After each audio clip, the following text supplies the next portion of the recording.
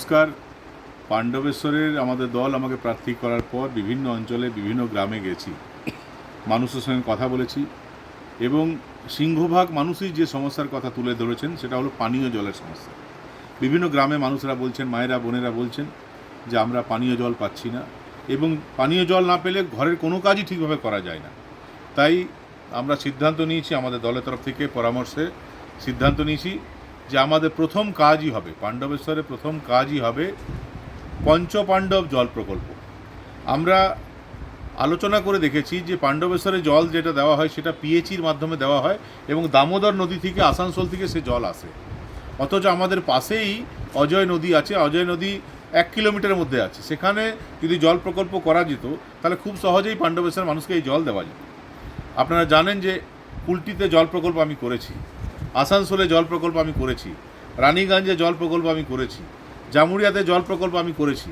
জল প্রকল্প কাজ কিভাবে করতে হয় সেটা আমার জানা আছে। তাই আমরা সিদ্ধান্ত নিয়েছি যে আমরা ভারতীয় জনতা পার্টি সরকার গঠনের ঠিক পরেই পাণ্ডবেশ্বরের মানুষের জন্য, পাণ্ডবেশ্বরের মানুষ মানে পাণ্ডবেশ্বর বিধানসভার মানুষ, এবং জল প্রকল্প করতে গেলে আগামী 20 বছরের পরিকল্পনা করতে হয়। জনসংখ্যা যেভাবে বাড়বে, এখন একটা অর্থ খরচ হবে এবং দু বছর পর আবার প্রয়োজন হবে, এটা হয় না। জল প্রকল্প অন্তত 20 বছর কথা ভেবে করতে হয়।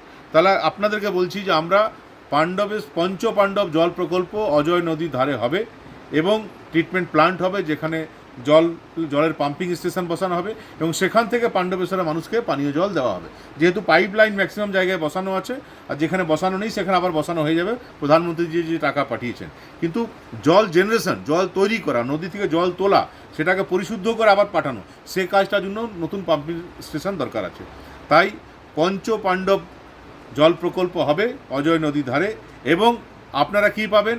প্রত্যেক বাড়িতে, পাণ্ডবেশ্বরের প্রত্যেক বাড়িতেই আগামী 20 বছর পর্যন্ত 24 ঘন্টায় 2 বার, এখন তো একবারও কেউ জল পাচ্ছে না, তো 24 ঘন্টায় 2 বার, 12 ঘন্টা অন্তর 24 ঘন্টায় 2 বার পানীয় জল আমরা দেব এবং আমি এটা পারি।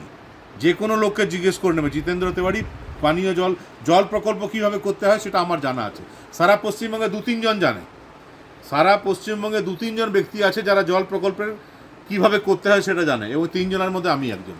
তাই আসানসোলের জন্য করেছি, কুলটিতে করেছি, জামুরিয়াতে করেছি, রানীগঞ্জে করেছি, নেক্সট টার্গেট পাণ্ডবেশ্বর।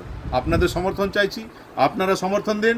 আর পঞ্চপাণ্ডব জল প্রকল্প আপনাদের এই অজয় নদী ধারে হবে এবং পাণ্ডবেশ্বরের প্রত্যেক বাড়িতে আগামী 20 বছর পর্যন্ত প্রত্যেক বাড়িতে দুবেলা, 24 ঘন্টায় 2 বার, 12 ঘন্টা অন্তর 2 বার পানীয় জল আমরা দেব।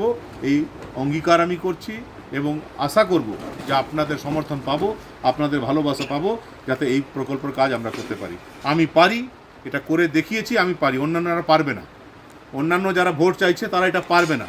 তাদেরকে যদি বলেও দেওয়া হয় জল প্রকল্প কীভাবে করতে হয়, তাদের এই ইঞ্জিনিয়ার ওই ইঞ্জিনিয়ার কাছে ছুটতে হবে, আর আমার কাছে ইঞ্জিনিয়াররা ছোটে যে কুলটি জল প্রকল্প কীভাবে করতে হবে আমি পরিকল্পনা করেছিলাম, আসানসোল কীভাবে জলাধার বাড়ানো যায় আমি দেখেছি, জামুরিয়া কীভাবে জলের সংস্থান করা যায় আমি করেছি, রানীগঞ্জে কীভাবে করতে আমি করেছি। সারা বাংলায় বলছি, গর্ব করে বলছি, সারা বাংলায় যে 3-4 জন জানে যে জল প্রকল্প কীভাবে করতে হয়, আমি তাদের মধ্যে একজন।